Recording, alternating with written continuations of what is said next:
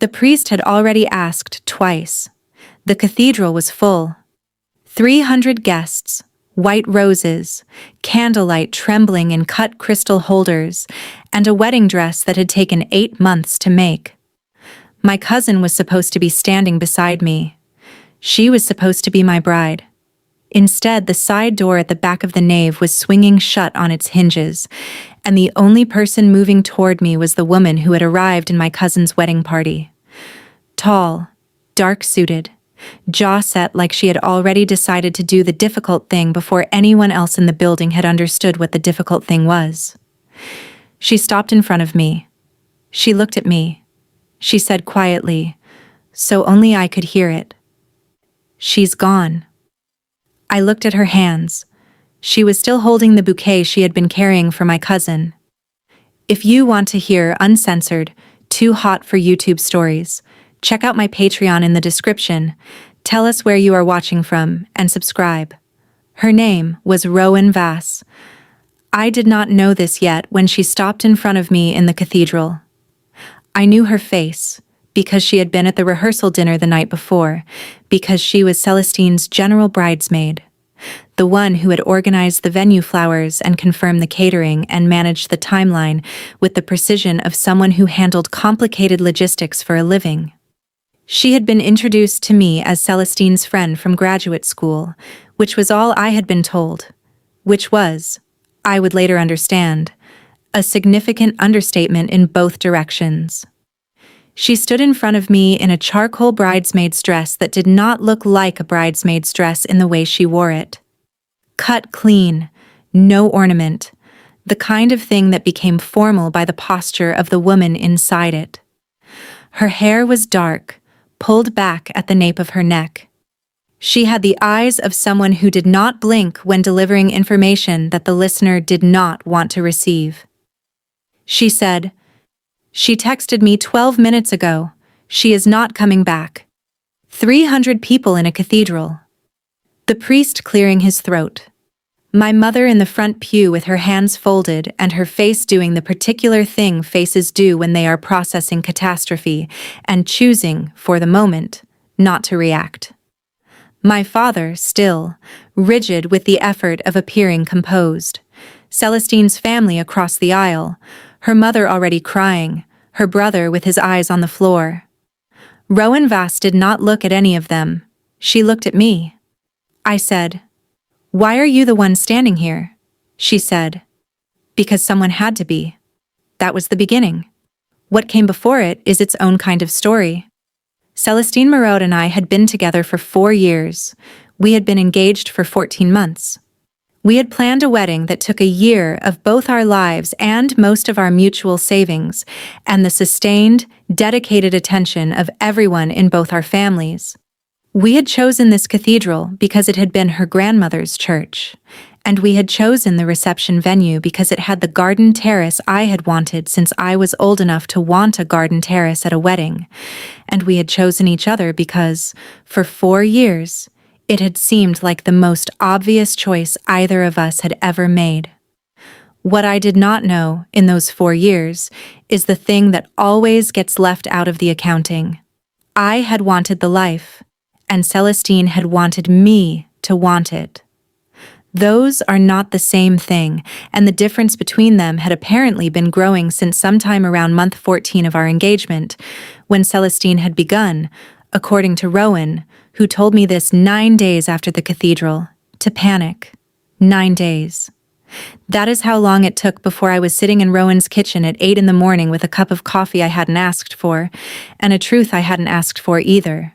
In between, the cathedral, the cleared cathedral, the 300 guests who had eaten the reception dinner without a wedding attached to it, and spoken quietly to each other in the tones people use when they are observing a disaster and are not sure what role they are in.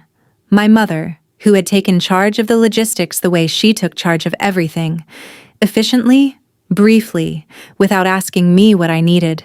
The hotel room I spent the first 2 nights in because going home meant going to the apartment that had been our apartment and was now just mine, with Celestine's half of everything still in it.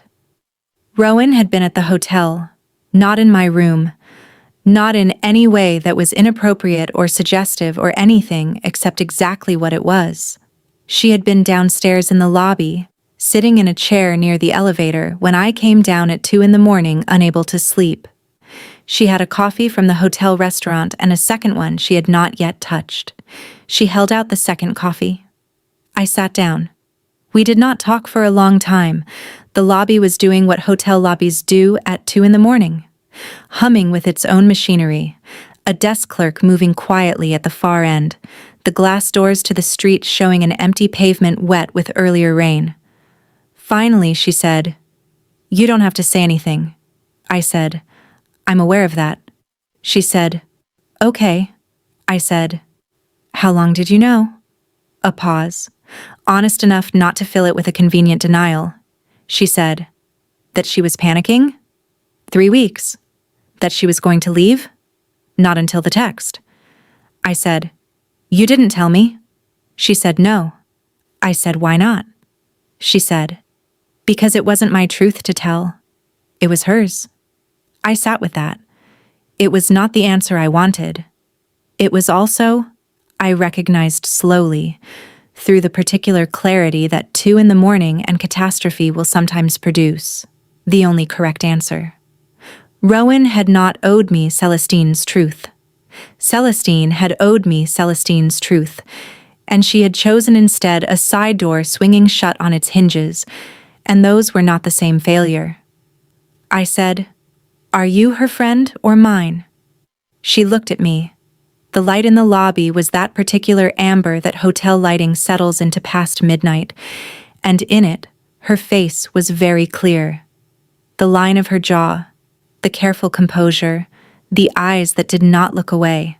She said, "I'm not sure that's how it works." I said, "That's not an answer." She said, "I know." I said, "Rowan."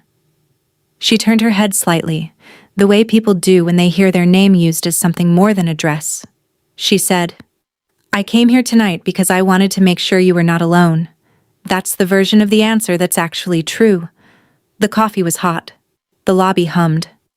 I had been married for approximately 4 hours to no one, and the woman sitting beside me in an amber hotel lobby at 2 a.m. was the only person who had found me in the place I had gone to be by myself, and had brought a second coffee. I did not examine that. I did not have the capacity. I said, "Okay." She said, "Okay." We sat until 3:30. She walked me to the elevator when I finally went up. She did not offer anything beyond that. She said, "Get some sleep." I did not get much sleep. But I did not think about Celestine all night, which was either a sign of resilience or a sign of something else I wasn't ready to catalog yet. My name is Vivienne Callier. I was 31 years old on the day of the wedding that did not happen. I was a graphic designer with my own small firm, 3 employees, a client list I had built from nothing over 6 years. I had a life that was mine in the ways that matter. My income, my space, my work. What I had expected to add to it was a marriage, and what I had instead was a very clean apartment with half its contents belonging to someone else, and a social calendar I needed to rebuild from the category labeled wedding plans. Celestine had been the kind of woman who generated warmth in rooms. She made people feel chosen when she chose them, which was a quality I had mistaken, for 4 years, for the kind of love that stays. She was charming in the way that some people are charming. Genuinely, beautifully, right up until the moment when the charm had to carry weight, and it turned out it was not built for that. I do not say this with bitterness. I say it with the precision that comes from sitting with a thing long enough to see it clearly. Rowan Vass had been Celestine's friend since graduate school. They had met in an urban planning program at a university in another city and maintained the friendship across a decade of different cities and different lives.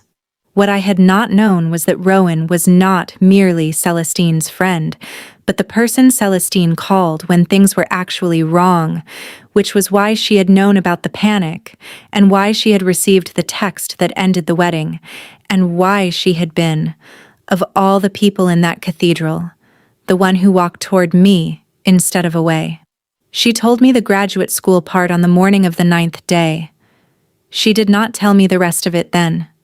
The rest of it took longer.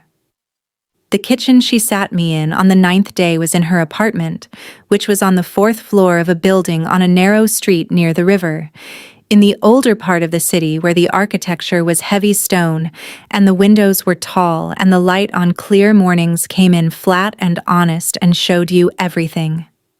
The kitchen had a table near the window. She had coffee and bread and the particular competence of someone who lived alone well. Not lonely, just self-sufficient in the way that people who have built their lives specifically are self-sufficient. She had called the morning of the 9th day to ask how I was doing. I had said, "Not well." She had said, "Come over. I'll make coffee." It was not a dramatic invitation. It was also, I would later understand, characteristic of the way Rowan managed important things, without ceremony, without performance, with the direct simplicity of someone who had decided the right thing to do and done it. I came over. She told me what she knew.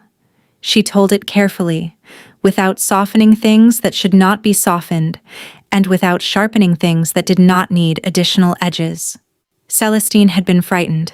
She had not been frightened of me specifically, but of the permanence, of the shape the life would take from that point forward, of the feeling that she had committed to something she loved the idea of more than the reality. She had not known how to say this. She had, apparently, not said it to Celestine either. Not clearly, not in time. I said, "She could have talked to me."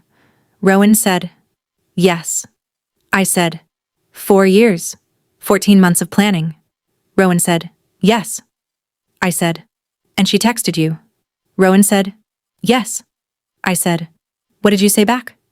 A pause. Rowan said, "I told her she owed you a real conversation, that she should come back and give you that." I said, "She didn't." Rowan said, "No." I looked at the coffee cup between my hands. The window behind Rowan showed rooftops and pale morning sky and a single tree on the street below that had not yet figured out whether it was spring or still winter. I said, "Why did you stay?" "After the cathedral. You weren't required to." She looked at me.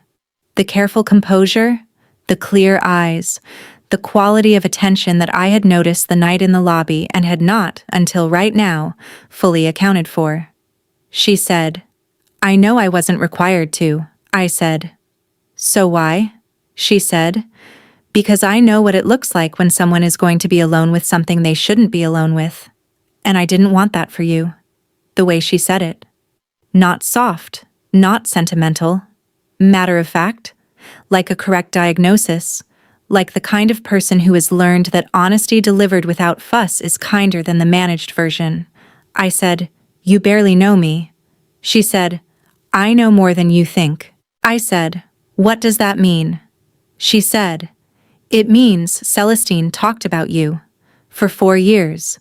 I know the graphic design firm and the client who tried to steal your best employee, and the client you fired because the ethics were wrong, and what you order at every category of restaurant, and what you look like when you're trying not to let someone see that something landed harder than you planned.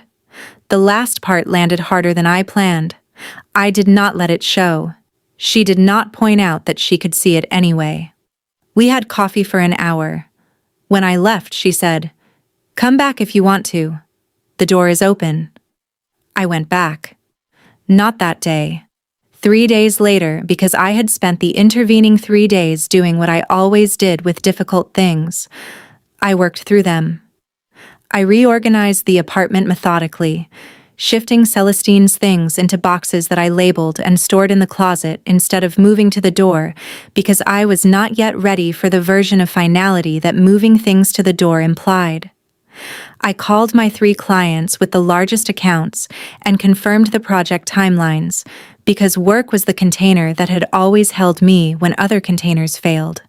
I called my best friend Thalia, who had been at the cathedral and who had spent the last 9 days sending me meals and grief, and the particular comfort of someone who loves you without agenda.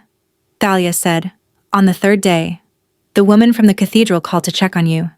I said, "Rowan." She said, "You know her?" I said, "Not exactly," Thalia said after a pause. She seemed like someone who knew exactly what she was doing. I said, "Yes." Thalia said, "Is that a good thing?" I said, "I don't know yet." I went back to Rowan's kitchen on the 12th day. She made coffee again. We talked about something other than Celestine for the first time. She told me about her work, which was urban planning consultation, which meant she spent her professional life thinking about how cities held people and whether they were doing it well. It was, she said with a dry precision that I recognized as her version of humor, the kind of work that required you to be consistently right about things and consistently unable to make anyone act on it quickly. I said, "That sounds like my relationship with clients." She said, "Exactly like that?" I said, "Do you enjoy it?" She said, "I enjoy the parts where it works. The parts where a space becomes what it was supposed to be, and the people in it don't have to fight it anymore." I said, "That's an interesting way to think about cities." She said, "It's the only way that makes sense to me. A space either holds people well or it doesn't. Everything else is aesthetics." I was a graphic designer. I had opinions about aesthetics. We talked about that for another 40 minutes. And by the end of it, the conversation had taken on the specific quality of a conversation that is going well. Not because anything dramatic was happening, but because the back and forth had settled into something comfortable. Something that felt like two people who fit well in the same room. I noticed this. I chose not to name it. On the 17th day, Celestine called. I answered. I had been expecting this call, dreading it, and also, somewhere underneath the dread, waiting for it, because there was a conversation that needed to happen, and I was not going to be the person who refused to have it. She cried. She apologized. She said things that were true, and things that were true-sounding, and things that were clearly the product of guilt rather than understanding. She said she had panicked. She said she loved me. She said she didn't know what she needed. I listened to all of it. Then I said, "I know you loved me. I'm not sure that was ever the problem." She said, "I don't know what that means." I said, "It means you loved me, and you also couldn't stay. Those are both real. They're also not compatible with a marriage." A long silence. She said, "Are you okay?" I said, "I will be." She said, "Rowan has been." I said, "I know." Another silence. She said, "She always liked you best." I sat with that. She said, "I don't mean, I just mean." She never said so. But I knew. I said, "Celestine." She said, "Yes?" I said, "I think we both need to figure out who we are when we're not each other. And then we can decide what kind of people we want to be to each other." She cried again. I stayed on the line until the crying settled. When we hung up, I sat on the floor of my apartment with my back against the couch and the boxes of Celestine's things along one wall and the windows showing the afternoon light on the building opposite. She always liked you best. I did not know what to do with that. I went to Rowan's apartment on the 21st day with a bottle of wine, and no reason except that I wanted to. She opened the door and looked at me and looked at the wine and said, "Come in." We cooked dinner together, which was not something we had planned and which happened organically from the fact that it was 7 in the evening and there was food in the kitchen and we were both there. She was competent in a kitchen the way she was competent everywhere, without performance, without fuss, knowing where things were and what they needed. Watching her move around the space was the first moment I allowed myself to see it clearly. The economy of her movement, the way she paid attention to what she was doing without making attention look like effort, the occasional dry observation delivered in a tone that was so flat it landed funny. I liked her. I had been liking her for 3 weeks, without letting myself call it that. I said, at the table after the first glass of wine. Celestine said something on the phone. She said, "When did she call?" I said, 4 days ago. She said, "What did she say?" I said, "She said you always liked me best." Rowan's glass stopped halfway to her mouth. She set it down. She said, "How did she mean that?" I said, "I don't know. How did she mean it?" A long pause. The dinner sat between us. The candle Rowan had lit without saying anything about it catching the wine color. The apartment quiet with its river-adjacent hum. She said, "She meant that I always found you more interesting than she found it comfortable for me to find you." That was precise. That was such a precisely Rowan sentence that I almost smiled. I said, "From when?" She said, "The first time she showed me your portfolio. You were 3 months into the relationship. I had been living in another city. She sent me the link, and I spent 2 hours going through your work." I said, "You spent 2 hours on my portfolio." She said, "You have very specific ideas about how visual information should move. It's hard to stop looking at." I said, "That is the most oblique compliment I have ever received." She said, "Take it. The candle, the wine, the specific warmth of a kitchen where someone has cooked for you without being asked." I said, "Why didn't you say anything?" She said, "Because she was my friend and you were her girlfriend and the only honest thing I could do was nothing." I said, "For 4 years?" She said, "Yes." I said, "That's a long time to do nothing." She said, "Yes." She refilled my glass. She did not look at me while she did it, which was, I was learning, how Rowan handled the moments where looking directly would say too much. I said, "Rowan." She put the bottle down. I said, "I need to tell you something." She said, "Okay."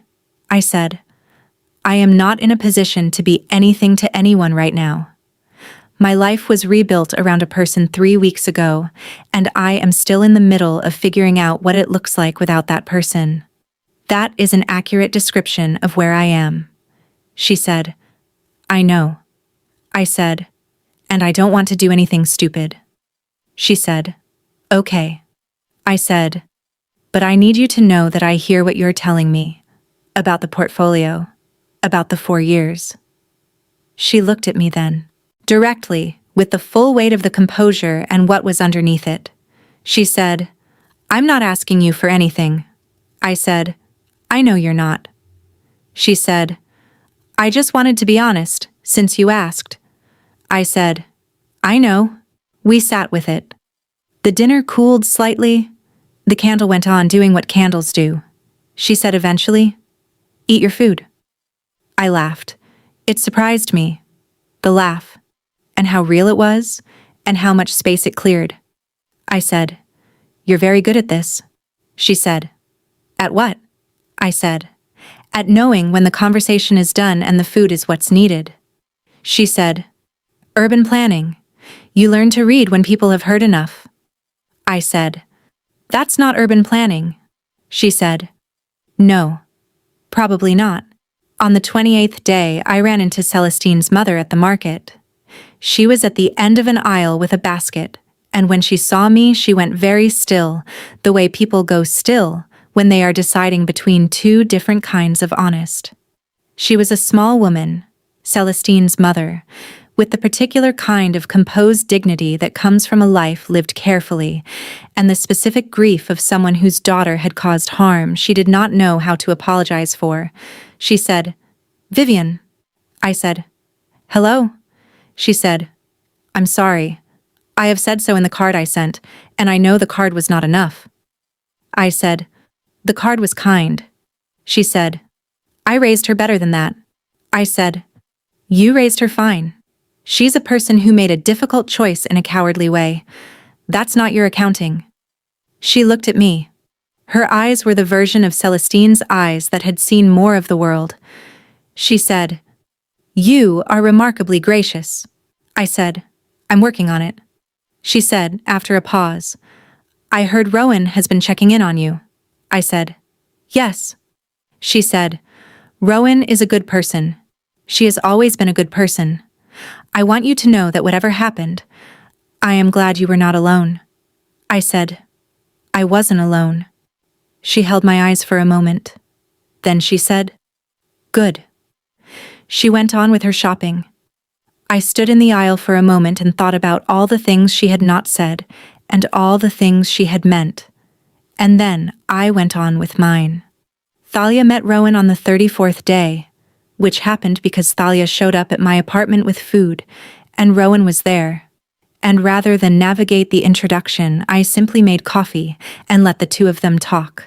Thalia had known me for 11 years. She had opinions about everyone I was close to and expressed them with the particular warmth of someone who loved you enough to be direct about it. They talked for an hour. Rowan was the version of herself I had been getting used to, direct without being sharp, interested without performing it, completely at ease with the fact that Thalia was studying her.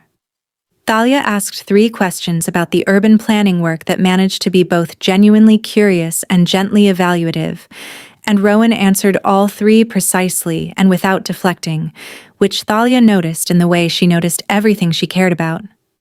After Rowan left, Thalia sat across from me at the kitchen table. She said, "That woman is in love with you." I said, "Thalia." She said, "I'm just telling you what I see." I said, "I know what you see."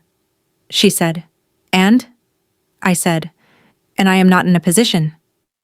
Thalia looked at me. She was one of the few people in my life who could hear what I wasn't saying as clearly as what I was. She said, "How long has this been going on?" I said, "Nothing is going on." She said, "I didn't say anything was going on." I said, "She's in love with you. That's a thing that can exist without anything going on." I said, "It's complicated." She said, "I know it's complicated. I was at the cathedral. I watched a woman walk through 300 people to stand in front of you when nobody else moved. That is not a person being politely helpful." I said nothing. Thalia said, "Viv." I said, "I know." She said, "Be careful." I said, "I'm not doing anything." She said, "I know. Be careful of that too." On the 41st day, Rowan had a work event, a conference presentation she had been preparing for 3 months, a session on adaptive density in mid-century infrastructure, which was exactly the kind of title that explained why she was good at her work and also why her work was not the thing she led with at dinner parties. She had mentioned it in passing, and I had not thought about it again. On the 42nd day, she texted, "The presentation went well. The Q&A was better." I wrote back, "What made the Q&A better?" She wrote, "Someone asked the right question." I wrote, "What was the right question?" She wrote, "Whether the framework accounts for the people who don't fit the projected model." It does. Nobody had asked before. I sat with that for a moment. Then I wrote, "Congratulations." She wrote, "Thank you." A pause. Then, "Are you free Thursday?" I wrote, "Yes." She wrote, "There's a place near the river I want to show you. Bring comfortable shoes." I said yes without thinking about it, which was its own kind of answer. Thursday was clear and cold in the way early spring is clear and cold. The sky doing the thing it does when it is genuinely blue rather than gray, the air carrying the last of winter in its back end. Rowan was already at the river path when I arrived, in dark trousers and a coat the color of charcoal, hands in her pockets, looking at the water with the focused ease of someone comfortable in their own silence. She said, "This stretch is one of the sections I worked on 5 years ago." We walked. She told me what it had been before, the industrial use, the way the water had been cut off from the city for decades, the argument she had made in a 40-page document about what it could be. She showed me the things she had gotten right and the things she had wanted that had ended up different. She said, "The benches are wrong. Too far apart." I wanted them closer together so people would sit in proximity to strangers and have the experience of shared public space. The committee overrode it. I said, "How far apart are they?" She said, 4 feet too far. I said, "That's a lot to be wrong by." She said, "It changes the experience completely. People sit without the sense of being in a common thing. It's just a bench." I said, "Do you come here anyway?" She said, "Yes." I said, "Why?" She said, "Because the water is right. The path is right. The planting is right. The 4 feet is the part I have to live with. The rest is worth coming for." I looked at her profile. She was watching the water. I said, "That is the most Rowan answer you have ever given me." She glanced sideways. The corner of her mouth moved. She said, "What does that mean?"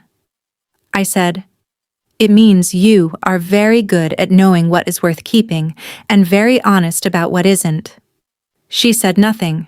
I said, "I'm starting to think that's a skill not everyone has." She said, "It's not. Most people conflate the two." I said, "And you don't."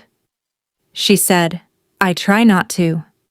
We walked to the end of the path and back. The light was doing what it does over rivers in late afternoon, going gold and horizontal and making everything look more significant than it probably was. We bought coffee from a cart near the entrance and stood drinking it with our backs against the railing. She said, "How are you doing?" "Actually." I said, "Actually?" She said, "You're very good at presenting the functional version. I'm asking for the actual version." I turned to look at her. She was already looking at me. I said, "I'm mostly fine. There are hours that are harder. The apartment is better since I finally moved her things out. Work is good. Work has always been where I go when other things aren't." She said, "The hours that are harder? What are they about?" I said, "Not what you'd expect." She said, "No?" I said, "I'm not spending them missing Celestine. I'm spending them trying to figure out if I was in love with her or in love with the version of my life she represented." Rowan said nothing. She absorbed this with the particular stillness she brought to the things she was taking seriously. I said, "That's a more honest thing than I've said to most people." She said, "I know." I said, "Why do I keep saying honest things to you?" She said, very carefully, "Probably because I keep making it safe to." That was the truest sentence she had ever said to me. I felt it in the specific way you feel accurate things. The slight knock of recognition. The wish that it had landed at a different moment when you had more space for it. I said, "Rowan." She said, "I know." I said, "You know what I'm going to say?" She said, "You're going to tell me that whatever this is, you can't do anything with it yet, that you're still in the middle of something, that you need more time." I said, "Yes." She said, "I know. I'm not asking for anything." I said, "I know you're not. That's the problem." She looked at me. I said, "It would be easier if you were asking for something. Wanting something too visibly. Crossing a line I could point at. The fact that you're just here, being exactly what you are, not asking, that's the part I don't know what to do with." She was very still. She said, "I have been in love with you for a long time, Vivienne." The river moved. A cyclist went past on the path. Somewhere above us, a gull. She said, "I am telling you because you asked. Not because I expect you to do anything with it. And I will not bring it up again unless you do." I looked at her. This woman who had walked through 300 people and held out a second coffee and made dinner, and brought me to the river to show me the bench that was 4 feet wrong, who had loved me for a long time from a specific distance, and had chosen, every time, to stay in the right place rather than the convenient one. I said, "How long?" She said, "Longer than I've been comfortable with." I said, "Since the portfolio?" She said, "Since the portfolio." I breathed out. She said, I'm not asking you to feel anything you don't feel, and I'm not going to let this change what we've built the last 40 days. You asked for the actual version. That's it. I said, that's it? She said, yes. I said, okay. She said, okay. We walked back to the street in the last of the light. At the corner where my route and hers diverged, she stopped and put her hands in her pockets. She said, Thursday was good. I said, Thursday was good. She said, get home safe. I did. I walked home in the gold-gone gray light and thought about what it means when someone tells you they've loved you since before they met you, and then says, I'm not asking you for anything. Thought about the 4 feet between the benches that made the difference between a common thing and just a bench. Thought about Celestine on the phone saying she always liked you best, and what it had meant that I already knew. I didn't call Rowan that night. But I didn't call anyone else either. The conversation I had not been ready for the day after the cathedral finally arrived 6 weeks in, and it came from Thalia, who was sitting across from me in my apartment on a Sunday afternoon with wine and the precise expression she wore when she had decided to say the thing she had been holding. She said, You're going to fall in love with her. I said, Thalia. She said, You already are. I'm just naming it so you don't spend the next 3 months pretending otherwise. I said nothing. She said, She's not Celestine. She's not a rebound, and she's not a mistake. And she's not someone you're falling toward because everything else fell apart. She's someone who was there before the cathedral, and chose to keep being there after it. I said, I know. She said, You know, and you're scared. I said, I know, and I'm being careful. She said, Careful about what? I said, About doing this wrong. About being in the wrong place in my own life when she deserves someone who's fully in the right place. Thalia looked at me. She said, Do you think she doesn't know where you are? I said, I think she knows exactly where I am. She said, And she's still there. I said, Yes. Thalia said, Viv, you are not doing her any favors by protecting her from a woman who is ready for her, by being excessively careful about a woman who already knows you're not there yet. I sat with that. She said, Tell me what you actually feel. I said, I feel like she is the most specific person I have ever been in a room with. Like she sees me in a way that has nothing to do with what I represent or what I can offer. Like when she talks about the bench that's 4 feet wrong, I understand something essential about how she moves through the world. Thalia said, That is not how you feel about someone you're being careful around. That's how you feel about someone you're in love with. The word sat between us. I said, It's too soon. She said, For who? I said, For me. She said, Is it? Or does soon feel safer than honest? I did not answer that. She left an hour later. I sat in the apartment with the Sunday evening coming in through the windows and the question she had left behind, and the memory of Rowan's voice on the river path saying the actual version is what you asked for. That's it. I thought about Celestine, and about the 4 years, and about what it costs to love the idea of a life more than the person you're building it with. I thought about what it might cost to love the person so specifically that you're afraid of it. Afraid of what it means that someone could see you this clearly and still be here, still be making coffee, still be not asking for anything. I thought about what it would mean to finally stop waiting for the right moment and recognize that the right moment had been standing at a cathedral door in a charcoal bridesmaid's dress holding a second coffee. I picked up my phone.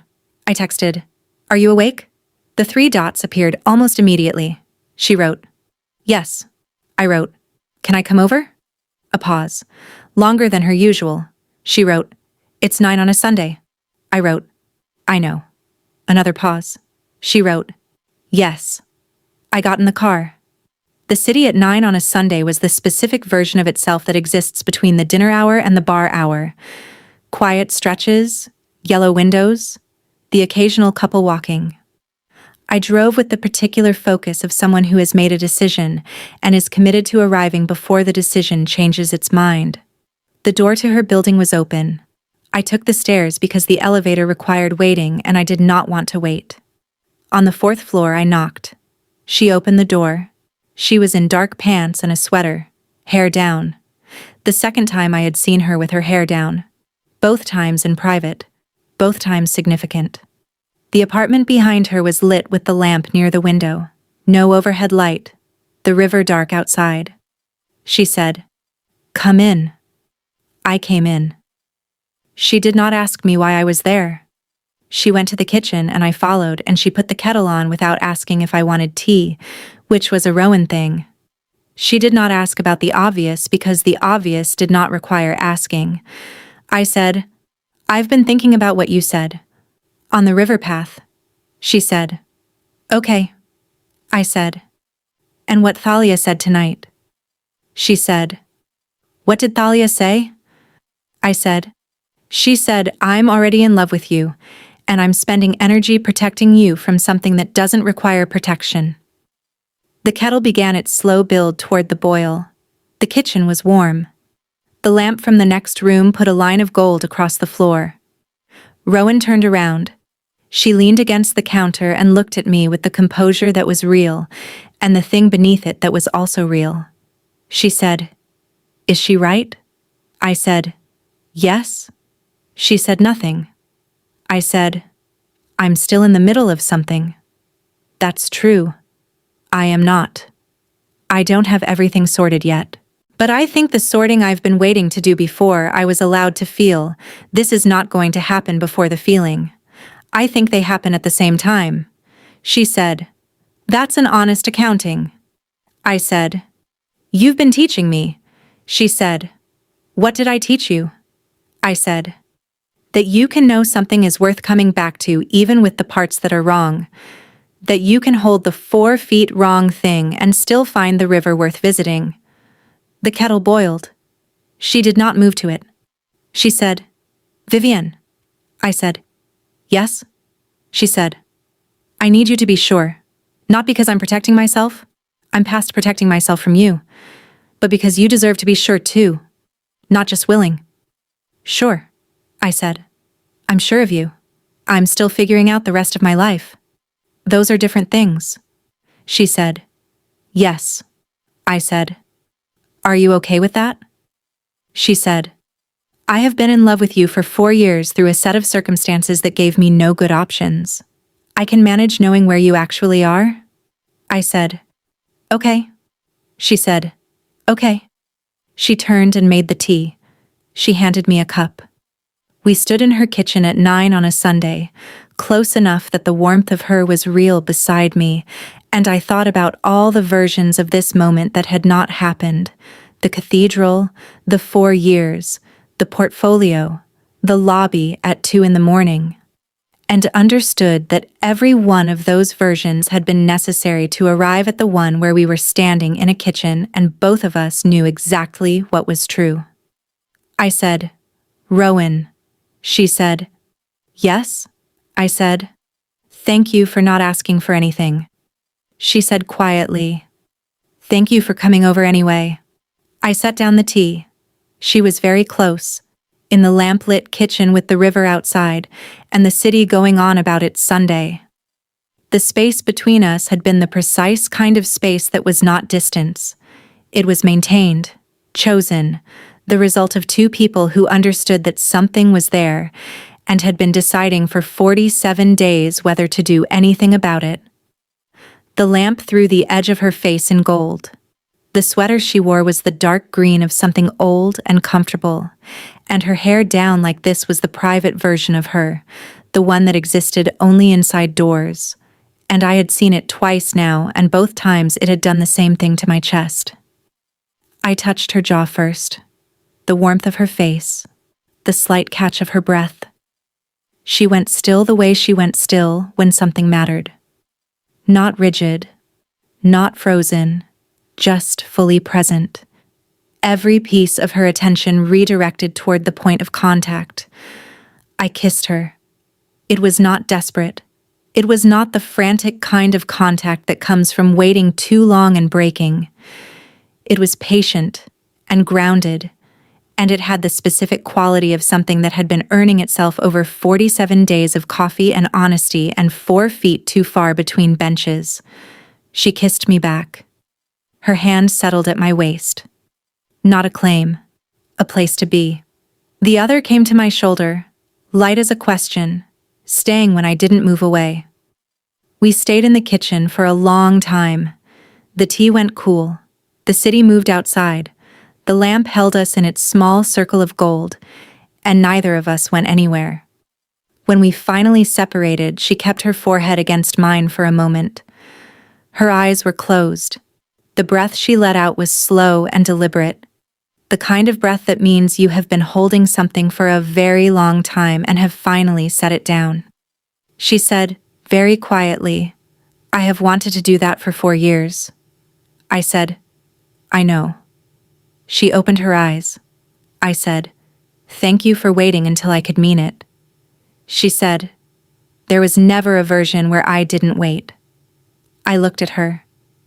The woman who had walked through a cathedral and held out a second coffee and never asked for anything back. The woman who had built a path along a river and mourned the 4 feet wrong and still came back for the parts that were right. I said, "Rowan." She said, "Yes?" I said, "Stay here. With me. Tonight." "Not. I just don't want to go home yet." She said, "Okay." She moved the kettle aside, made fresh tea. We sat in her kitchen until well past midnight talking about things that had nothing to do with Celestine, and nothing to do with the cathedral, and everything to do with who we were when neither of us was managing anything, which was, I was discovering, still very much ourselves, only lighter, easier. Like 2 people who had been carrying the same weight from opposite directions and had finally put it down in the same place. We talked until past midnight and then past 1, which I know because Rowan's kitchen clock had one of those analog faces that ticks audibly in the quiet. And at some point I became aware of it marking time in the background of everything we said, steady and unhurried, the way the evening had been. She made a second round of tea somewhere after midnight, and I watched her do it from the same chair I had been in all night. The same chair I had been in for most of the last 7 weeks, actually, which was its own kind of information. The kitchen had started to feel like mine in a specific way. I knew where she kept the spare mugs, and I knew the drawer that stuck, and I knew that the window above the sink was the one she opened even in winter when the cooking smell was too much. Small things. The kind of small things that accumulate without you tracking them, and then one day you look up and realize, you have been learning a place. She came back with the mugs. She sat down across from me. She looked at me the way she had been looking at me for an hour. Openly, without the managed composure, the version of her that existed on the other side of the kitchen kiss. She said, "You should tell me something I don't know." I said, "What don't you know?" She said, "Something Celestine didn't tell me." I thought about it. I said, "I was afraid of airports until I was 23. Not flying. Airports specifically. The size of them. The way they're designed to make you feel temporary." She said, "What changed at 23? I said, "A layover in Oslo. 6 hours alone in an airport I didn't know." I walked every terminal twice, and by the end of it, I understood it was just a building. A very large building designed to hold a lot of people moving through the same moment. Once I understood that, I stopped being afraid. She said, "That's a very urban planning way to resolve a fear." I said, "What did you expect?" She smiled. The full version, not the corner of the mouth version. I had seen this version 3 times in 7 weeks, and each time it had recalibrated something in my chest. I said, "Tell me something Celestine didn't tell you." She thought. She said, "I almost didn't come to the rehearsal dinner." I had a work conflict I used as a reason to consider not coming, and I spent 2 days genuinely trying to decide whether to use it. I said, "Why?" She said, "Because I had managed not seeing you for 4 years, and I had gotten competent at the managing, and I wasn't sure what seeing you in person would do to the competence." I said, "And?" She said, "And I came anyway. Because Celestine asked me to, and because the alternative was a choice based on protecting myself rather than being present for someone I cared about." I said, "And then she left." She said, "And then she left." I said, "And you stayed?" She said, "Yes." The clock ticked. The tea was hot. Outside, the city was the late version of itself. Not silent, never fully silent, but quieter, the sounds sparser and more individual. I said, "Rowan." She said, "Yes?" I said, "I'm glad you came to the rehearsal dinner." She looked at me. She said, "So am I." I went home at 2 in the morning. She walked me to the building door, and we stood on the pavement in the late night cold, and she looked at me with the composure and the something beneath it, and I felt it. Felt the whole weight of what had shifted in the last several hours, standing on a pavement in the dark. She said, "I'll call you tomorrow." I said, "Yes." She said, "Get some sleep," I said. "Unlikely." She did the corner of the mouth thing. It was still the middle of the night, and I was still in the middle of my own life, and she was standing on a pavement looking at me like I was the part of the city that had been built right, and all of it was still true at the same time. I walked to my car. I drove home. I lay in bed with the city doing its late-night thing outside and thought about the kitchen clock ticking and the green sweater and the hand at my waist that had stayed because it wanted to. And I slept better than I had since March. The morning introduced a problem I had not fully planned for, which was that I had a life that Celestine had been woven into for 4 years, and the unwinding of it was not a thing that could happen in parallel with building something new without some collision. There were people who had been our people, friends who had known us as a unit, a social world that had organized itself around the expectation of our permanence. And navigating all of that in the weeks after the cathedral had been its own kind of labor. The specific collision arrived on a Friday evening 3 days after the kitchen. A dinner party, the kind I had agreed to attend 2 months before the cathedral, and had forgotten to unagree to. Hosted by a couple we had both been close to, Margot and Dina, who were kind people and good friends to both of us, and who had, in the aftermath of the cathedral, been navigating their loyalties with visible discomfort. I went. I should not have gone, but I had said I would, and I was not yet in the period of my life where I made different choices about things like that. Celestine was there. Not as ambush. As genuine collision. Margot had not known I was coming, or had hoped the dinner would give us the chance to be in the same room like adults, or had decided that 7 weeks was enough time and was wrong about it. Celestine was in the kitchen when I arrived and turned around, and we looked at each other across a room full of the comfortable furniture and dim lighting of a dinner party that was now significantly less comfortable. She looked different, thinner in the face. The particular look of someone who has been living with the consequence of something they chose. She said, "Vivienne." I said, "Celestine." Margot appeared in the doorway with the expression of a woman who had made an error in judgment and was prepared to own it. She said, "I thought. I hoped." I said, "It's fine. I'm an adult." Which was true, and also a statement that required the next 2 hours to prove, which I accomplished through the particular discipline of a person who has spent 31 years learning to hold a room without making the room about herself. The dinner was good. The conversation went to things that were not the cathedral. Celestine and I were cordial in the way that people are cordial when they have loved each other, and the love is over, and neither of them wants to cause more damage than has already been caused. But at the end of the evening, in the hallway while coats were being gathered, Celestine caught my arm. She said quietly, You seem different. I said, I'm not different. She said, you seem steadier than I would have expected. I said, what would you have expected? She said, I don't know. Something less okay. I looked at her. She was not being cruel. She was being honest in the slightly inarticulate way she was sometimes honest, saying the true thing without quite knowing how to frame it correctly. I said, I'm not less okay. She said, is it Rowan? The hallway was quiet. Everyone else had moved to the entry. I said, does that matter to you? She said, not in the way you might think. I don't have the right.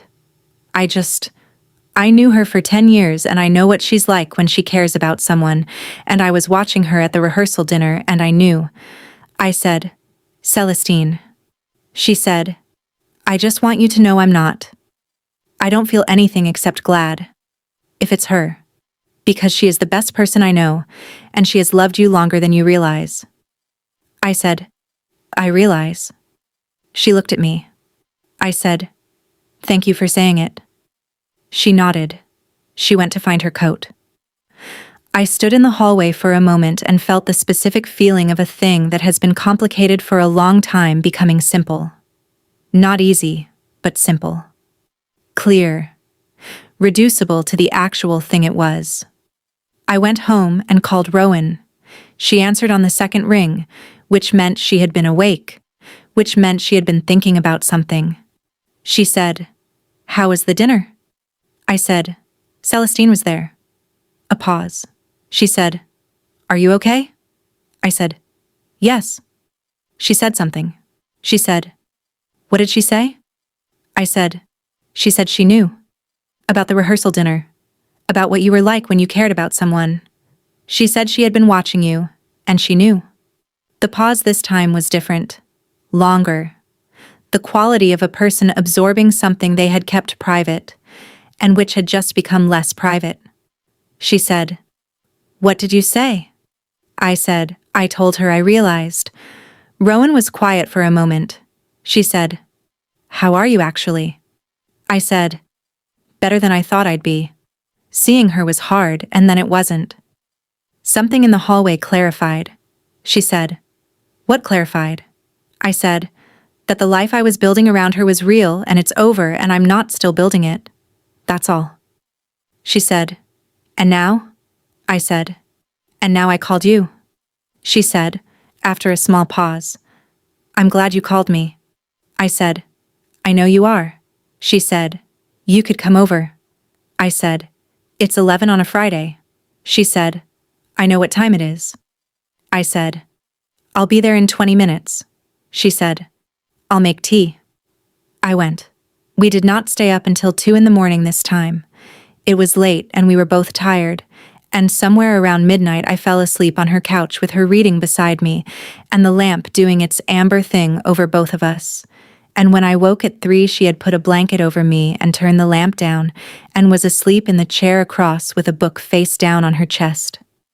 I lay in the dark and listened to her breathe and understood, in the specific way you understand things at 3 a.m. when everything else has gone quiet, that this was what steadier meant. Not the absence of difficulty, the presence of something that held well. I went back to sleep. The weeks that followed had the particular texture of a life being rebuilt from the interior. My work went on. The apartment finished becoming mine alone, which happened on a Saturday in late spring when Thalia came and helped me move the remaining boxes of Celestine's things to the front hallway, and Celestine came to collect them with a woman I did not know, a friend of hers who handled the logistics quietly, and when the door closed after them, I stood in the apartment and felt the air rearrange itself into something lighter. I repainted the bedroom. Not because I had needed to, but because the color had been a choice we made together, and I wanted the room to be a choice I made alone. I chose a green that was almost the color of Rowan's sweater. I did not tell her this, and she did not comment on it when she came over for dinner the following week, which meant either she did not notice, or she noticed, and chose to let me keep it. I decided to believe she had noticed. What we were building, Rowan and I, was not slow because it was uncertain. It was slow because we were both people who understood that the right pace for a thing was determined by the thing itself, and not by the wanting. We had coffee on Thursdays and dinner sometimes on Sundays and, occasionally, a film in the middle of the week, when neither of us had anywhere to be. And in all of it, there was the specific warmth of two people who are becoming something without performing the becoming. She was not careful with me in the way people are careful with the recently heartbroken. She was not treating me like something that might break.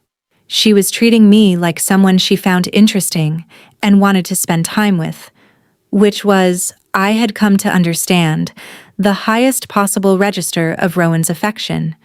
She did not construct environments for you. She just wanted to be in the same one. She told me about her work in a way she apparently did not tell many people, the parts that were frustrating, the parts that worked. The specific satisfaction of watching a public space become what it was meant to be, and what it felt like to walk past a thing you had built that was now holding the people it was built for. She talked about the next project, a market district revitalization in the north end of the city, and the argument she was already preparing for about green space to commercial ratio, and why she was going to win it eventually, even if it took 18 months. I said, "Why 18 months?" She said, "Because the people who disagree with me have a legitimate competing interest, and I need time to demonstrate that my solution accommodates their interest and mine. The argument isn't about who's right. It's about whether the framework can hold everyone." I said, "You are the most patient person I have ever met." She said, "I'm not patient. I'm strategic." I said, "Is there a difference?" She said, "Patience implies tolerating discomfort. Strategy implies that the discomfort is the cost of a specific outcome, and you've decided the outcome is worth it." I looked at her. We were at the table in my apartment, the first time I had cooked dinner for her at my place rather than hers, which had felt significant in the way small reversals of routine feel significant when you are paying attention. I said, "Is that how you've been thinking about me? As a cost worth paying calculation?" She looked back at me. Level. Careful. She said, "No. That's how I think about zoning arguments. With you, it has never felt like a calculation." I said, "Then what has it felt like?" She set her fork down. She said, "Like the thing that was already true before I had a name for it. And everything that has happened since has just been the name becoming possible to say out loud." The apartment was warm. The dinner was getting cold in the way dinners get cold when the conversation has become more important. The window behind her showed the evening coming in, the sky doing its early summer thing with the light, long and gold and slow to leave. I said, "Rowan." She said, "Yes?" I said, "Stay for dinner." "And after dinner?" She said, "I'm already here for dinner." I said, "I mean after." She looked at me, the composure and the underneath of it, both fully visible. She said, "Are you sure?" I said, "I have been sure of you for 2 months. I am still figuring out other things. Those are still different." She said, "Okay." She stayed. The apartment was mine in every room by then. The bedroom that was now the green I had chosen. The living room that had been rearranged twice since March into configurations that were only ever mine. I had been alone in it for 2 months, and it had stopped feeling like absence and started feeling like a space I was building toward something. And that night, the space held both of us, and it held us well. We were careful with each other in the way that is not caution, but consideration. We were patient in the way that is not distance, but presence. We were two people who had both learned, through different years and different circumstances, that the things worth having are the ones you approach honestly, slowly enough to be sure, openly enough to be seen. The warmth of her was the specific warmth of something certain, not urgent. Certain. The kind of contact that does not need to announce itself because it is already completely there. I knew in that night that whatever I had been in the middle of when the cathedral happened, the middle was behind me. Not because the difficult things were gone. The difficult things were just things now, part of the accounting rather than the emergency. But because the space I was building toward had arrived, and it was the same space she had been holding open for 4 years, which was either the most implausible thing or the most inevitable thing, and I had stopped caring which one it was. We lay in the green-painted room with the city doing its summer night outside, and her hand in mine on the pillow between us, and she said to the ceiling, quietly, "I spent a long time being afraid this was the version that didn't happen." I said, "Which version?" She said, "The one where you knew. Where you came over on a Sunday night and I didn't have to keep not asking." I said, "I'm here." She said, "I know. I'm just telling you how long I spent being afraid of a different outcome." I said, "And now?" She turned her head to look at me. She said, "And now I'm telling you, because I'm not afraid of it anymore." I held her gaze. The lamp was low. The city was quiet. The green of the room was the color of something beginning. I said, "I'm not going anywhere." She said, "I know."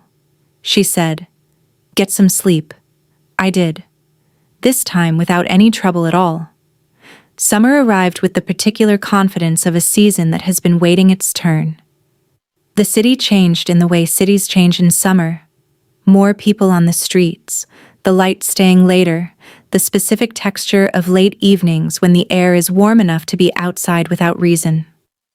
Rowan's Market District project consumed most of July in the way her projects consumed her, completely, productively, with the focused intensity of someone who did their best work under the constraint of a real deadline and a real argument to win. She was in the North End more days than not, which meant our dinners shifted around her schedule, which was not a problem because I had a schedule of my own and fitting around each other was the kind of logistical problem that had simple solutions if both people were actually interested in solving it. We were interested in solving it. There was a Tuesday in mid-July when she came to my office for the first time. Not planned. She had been in my part of the city for a client meeting and texted to ask if I had 40 minutes. I had 40 minutes. She came up and stood in my workspace, which was the one environment where I knew exactly how to inhabit myself, and looked at the work on the wall. The project boards, the color studies, the current client presentations arranged on the long table. She looked at everything slowly, the way she looked at the Riverwalk, the way she looked at public spaces she was evaluating, not aesthetically, but structurally, reading whether the thing was holding what it was built to hold. She said, "The Larson rebrand." I said, "Third round of revisions." She said, "The triangle in the lower left of the identity mark. It's doing something the rest of the mark doesn't know about yet." I stared at her. She said, "The visual weight is slightly off-center in a way that's going to feel like a problem in 2 more rounds and a decision in 4. I said, "How do you know that?" She said, "Because I've been watching you work for 2 months, and I know how you think about where the load goes." I said, "You've never seen my work in process." She said, "I've been watching you talk about it. It's the same thing." I looked at the mark. I looked at the lower left triangle. I tilted my head. She was right. I said, "You're going to be insufferable about this." She said, "Absolutely not. I'm going to be completely restrained about it." I said, "You are going to bring it up at every dinner for a month." She said, "I will bring it up at exactly 1 dinner and then let it live as established fact." I said, "That is somehow worse." She smiled. "The full version. In my office in the Tuesday afternoon light, with the work I had built over 6 years arranged on the walls around her." I said, "You want coffee?" She said, "I have 15 more minutes." I said, "I'll make it fast." I made it fast. She sat in the client chair at my desk and drank the coffee, and asked about the other project boards with the genuine interest of someone who found how other people solved problems interesting, regardless of the domain. And I told her, and she listened in the specific way she listened to everything, fully, without dividing her attention. When she stood to leave, she paused at the door. She said, "The triangle." I said, "Go to your meeting." She said, "You're going to fix it before Friday." I said, "Goodbye, Rowan." She left. I turned back to the Larson mark and looked at the lower left triangle for a long time. I fixed it on Thursday. On the Saturday of the last weekend in July, Thalia threw a dinner party of her own. A deliberate, planned, announced dinner party at which Rowan was explicitly invited, which was different from the accidental overlap where they had first met, and which was Thalia's way of saying, "I see what this is, and I am endorsing it with a dinner party," which is the highest form of endorsement in my personal vocabulary. I told Rowan about the nature of the invitation. She said, "Is she going to evaluate me again?" I said, "She evaluated you in 30 minutes the first time. Now she's just curious about you as a person." She said, "Is there a difference?" I said, "Yes. The evaluation has passed. The curiosity is because she likes you." Rowan was quiet for a moment. She said, "I like her." I said, "I know. She's very hard not to like once she's decided you're worth knowing." She said, "And she's decided?" I said, "She texted me the morning after you first met and said the woman is good, Viv. Let her in." Those were her exact words. I have the text. Rowan said nothing for a moment. Then she said, slightly rough-edged, "I would like to not know about that text." I said, "You asked?" She said, "I know. I would still like to not know." I said, "Too late." She said, "Yes." I said, "Rowan?" She said, "Yes." I said, "It's a good thing. Being the person someone's best friend tells them to let in." She said quietly, "I know it is." August moved through the city with the unhurried confidence of a month that knows it has time. I began to understand what my life looked like when it was genuinely mine. Not reconstructed from the framework of someone else's, not reassembled around a future that had reorganized itself at the last moment, but actually mine, built from the interior, which turned out to look very much like work I found meaningful, and a woman I found essential, and a kitchen in a fourth-floor apartment where the tea was always right. I will say this about the months after the cathedral: the difficulty was real, not the dramatic kind that movies are made of, not the weeks-long breakdown or the existential crisis rendered in cinematic close-up. It was the slower kind, the kind that arrives in ordinary moments, reorganizing a closet and finding a photograph, making a restaurant reservation for one and sitting with the arithmetic of it, calling a number that used to be shared and hearing it ring and ring. I sat with all of it. I had learned in 31 years that the sitting is the only thing that actually works. You cannot outrun a thing that lives in your own chest. You can, however, stop running and turn around and look at it. And what I found when I stopped and looked was smaller than I had been afraid of, and also exactly as complicated as I had known it would be. The life I had planned with Celestine had been a real plan. The love had been real. The failure of it was not a lie that needed reinterpreting. It was simply a love that had not been strong enough to survive the weight of permanence, which is not a condemnation of either of us. It is just a fact. The way the bench being 4 feet wrong was a fact, real, unfortunate, and not the end of the river. What Rowan gave me in those months was not a replacement for the thing I had lost. She gave me something that existed in its own register entirely. Something that had been true before I knew it. That had been waiting with the patience of a person who understood that the right outcome requires the right conditions, and conditions take time. I thought about this often.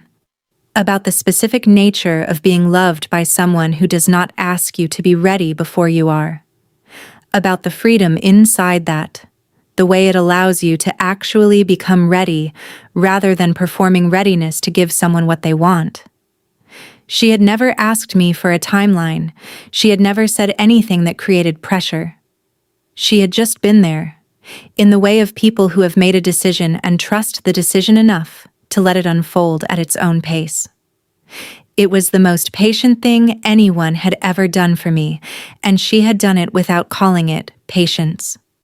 On the Saturday of the last weekend in July, Thalia threw a dinner party of her own. A deliberate, planned, announced dinner party at which Rowan was explicitly invited, which was different from the accidental overlap where they had first met, and which was Thalia's way of saying, "I see what this is, and I am endorsing it with a dinner party," which is the highest form of endorsement in my personal vocabulary. I told Rowan about the nature of the invitation. She said, "Is she going to evaluate me again?" I said, "She evaluated you in 30 minutes the first time. Now she's just curious about you as a person." She said, "Is there a difference?" I said, "Yes. The evaluation has passed. The curiosity is because she likes you." Rowan was quiet for a moment. She said, "I like her." I said, "I know. She's very hard not to like once she's decided you're worth knowing." She said, "And she's decided?" I said, "She texted me the morning after you first met and said the woman is good, Viv. Let her in." Those were her exact words. I have the text. Rowan said nothing for a moment. Then she said, slightly rough-edged, "I would like to not know about that text." I said, "You asked." She said, "I know. I would still like to not know." I said, "Too late." She said, "Yes." I said, "Rowan?" She said, "Yes." I said, "It's a good thing, being the person someone's best friend tells them to let in." She said, quietly, "I know it is." There was a Tuesday in mid-July when she came to my office for the first time. Not planned. She had been in my part of the city for a client meeting and texted to ask if I had 40 minutes. I had 40 minutes. She came up and stood in my workspace, which was the one environment where I knew exactly how to inhabit myself, and looked at the work on the wall, the project boards, the color studies, the current client presentations arranged on the long table. She looked at everything slowly. The way she looked at the Riverwalk. The way she looked at public spaces she was evaluating. Not aesthetically, but structurally, reading whether the thing was holding what it was built to hold. She said, "The Larson rebrand." I said, "Third round of revisions." She said, "The triangle in the lower left of the identity mark. It's doing something the rest of the mark doesn't know about yet."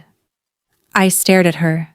She said, "The visual weight is slightly off-center in a way that's going to feel like a problem in 2 more rounds and a decision in 4. I said, "How do you know that?" She said, "Because I've been watching you talk about work for 2 months, and I know how you think about where the load goes." I said, "You've never seen my work in process." She said, "I've been watching you talk about it. It's the same thing." I looked at the mark. I looked at the lower left triangle. I tilted my head. She was right. I said, "You're going to be insufferable about this." She said, "Absolutely not. I'm going to be completely restrained about it." I said, "You are going to bring it up at every dinner for a month." She said, "I will bring it up at exactly 1 dinner and then let it live as established fact." I said, "That is somehow worse." She smiled. The full version.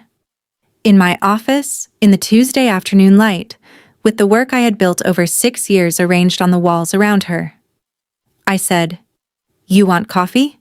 She said, "I have 15 more minutes." I said, "I'll make it fast." I made it fast. She sat in the client chair at my desk and drank the coffee and asked about the other project boards with the genuine interest of someone who found how other people solved problems interesting, regardless of the domain, and I told her, and she listened in the specific way she listened to everything, fully, without dividing her attention. When she stood to leave, she paused at the door. She said, "The triangle." I said, "Go to your meeting." She said, "You're going to fix it before Friday." I said, "Goodbye, Rowan." She left. I turned back to the Larson mark and looked at the lower left triangle for a long time. I fixed it on Thursday. When I sent her the updated file without comment, she replied 3 hours later, "The load bearing is correct now." Nothing else. I sat at my desk smiling at my phone like someone who did not have 3 other projects open, which was both embarrassing and accurate. The dinner party in late July was the version of an evening I had not had in 4 years, genuinely mine. Not ours, not the version I had been building around a future that had taken a different turn. The table was Thalia's, and the food was good, and the people around it were the people in my life who had held me through the last several months and were now, in the way of people who love you, celebrating the fact that something had come out right. Rowan sat beside me. She talked to Thalia's partner about architecture, which turned out to be the one subject where her precision became something indistinguishable from passion, and I watched her across the table and thought about the rehearsal dinner where she had stood in that cathedral anteroom being Celestine's friend, and I had registered her the way you register the presence of something you are not ready to name. 4 months between that dinner and this one. 4 months and a cathedral and a lobby at 2 in the morning and a kitchen full of tea and a river walk, and a first kiss that had been earning itself for 4 years before either of us was in the room together. Thalia caught my eye across the table. She had the expression she wore when she was right about something and was permitting herself the smallest possible version of satisfaction about it. I made a face at her. She smiled. After the dinner, walking back to the car, Rowan put her hand in mine. She did not do it as a gesture. She did it the way she did everything, because it was the thing she wanted to do, and the wanting was sufficient reason. Her hand in mine in the dark July street, easy, unhurried, like it had been there before. I said, "You talked to Thalia's partner for 40 minutes about structural load-bearing in Edwardian residential architecture." She said, "He knows a lot about it." I said, "He is a contractor. He does know a lot about it." I had never seen him talk about it for 40 minutes before tonight. She said, "He was glad to." I said, "Yes. You have a way of making people feel like what they know is interesting." She said, "It is interesting." I said, "I know, that's what I mean." She looked sideways at me. The street was doing its summer night thing. Warm pavement, lit windows, the particular ambient sound of a neighborhood that has settled into evening. She said, "Vivienne." I said, "Yes?" She said, "I want to say something without it being a big moment." I said, "Okay." She said, "I am very glad about the last 4 months. All of them. Including the bad parts." I said, "Including the cathedral?" She said, "Especially the cathedral. Not because of how it hurt you, because of what came after." I said, "You walking through 300 people and holding out a second coffee?" She said, "That part specifically." I said, "That was a good part." She said, "Yes." I held her hand a little tighter. Not a claim, just a response. She said, "What are you thinking?" I said, "I'm thinking I am glad you came to the rehearsal dinner." She said, "Even knowing what it cost you?" I said, "Especially knowing that. Because you came anyway, and you stayed, and you brought coffee at 2 in the morning, and you showed me the bench that was 4 feet wrong, and you said the actual version when I asked for it. That's not a small thing." She was quiet for a moment. She said, "No, it isn't." We reached the car. She stood on the pavement with her hands in her pockets, in the warm dark, and looked at me the way she had looked at me on the river path in spring, fully present, with no armor and no management, just the thing she was. She said, "Come home with me." I said. Yes. We went home. September arrived with the clear light quality that September has in cities near water. The summer warmth still in the buildings, but the air beginning to carry the edge of what was coming. The Market District project hit its final approval stage, and Rowan won the green space argument, which she reported to me over the phone with the same flat precision she used for everything and which I had learned to hear as genuine satisfaction. She said, 18 months. I said, you said 18. She said, I was optimistic. It was 17 and a half. I said, that's a win. She said, it's a significant win. The green space is 40% of the total footprint. The retail accommodation is in the northern corridor. Both interests are served. I said, both interests are served and you are trying very hard to sound like you don't care. She said, I care correctly. I said, you care enormously and you are managing it. She said, yes. I said, come over tonight. We'll celebrate correctly. She said, I'll bring wine. She came over with wine and the specific version of herself that appeared when something had gone right in her work. Not effusive, not demonstrative, just a degree warmer than usual, the composure wearing something slightly looser. We celebrated correctly, which meant dinner and wine and a conversation that went to the project, and then to other things. And by the time the wine was finished, we had moved from the table to the couch, and she had her feet up, and I had my head against her shoulder, and the Saturday night was doing what Saturday nights do when you are somewhere you want to be. She said, after a comfortable silence, Celestine reached out to me last week. I said, what did she want? She said, to apologize. Specifically.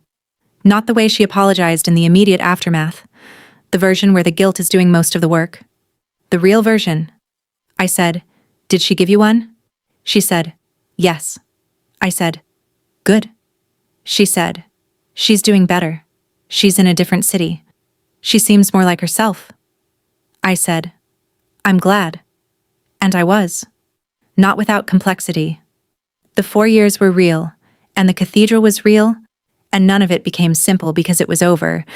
But Celestine had been someone I loved, and I did not want her to be unhappy, and the specific feeling of being glad for her without wanting to be near her was the feeling of something that had finished cleanly. I said, are you two still friends? She said, we'll see.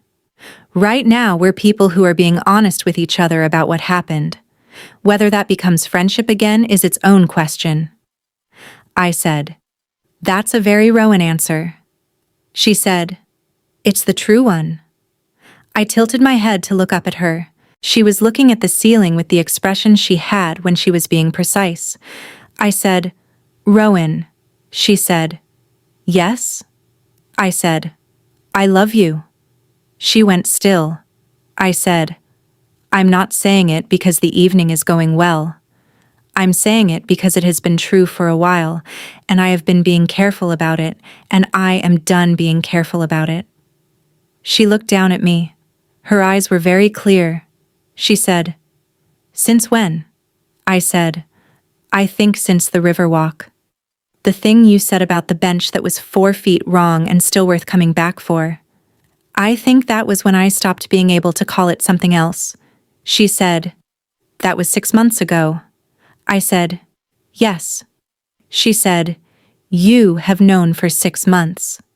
I said I was being careful. She looked at me for a long moment. The composure was completely gone, not replaced by anything dramatic, just gone, leaving behind the clear and specific face of a woman who had been told the thing she had wanted to hear for 4 years and was, for once, not managing her response to it.